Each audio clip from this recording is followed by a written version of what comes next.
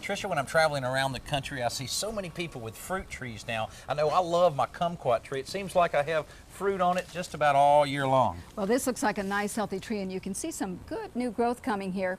You know, you've got it in a good spot, it gets good water, and also it's right against this brick wall that gives it radiant heat all year round. Now, what are some other things we need to know about fruit trees to really make them produce as much fruit as possible? Well, fruit trees probably take at least a year, if not 2 to 6 years, depending on what variety it is, where it's planted, and what kind of fruit.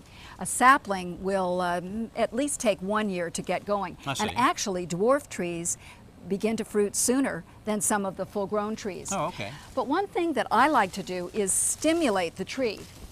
And by that, I mean literally come out here, say hi to the tree, and just shake it up a little bit. Now, how does that help? I mean, does it just take some of the old fruit drops off and you're able to make room for new, or what really Well, happens? actually, that does help. But what it actually does is it gets the sap going out to the buds and the leaves.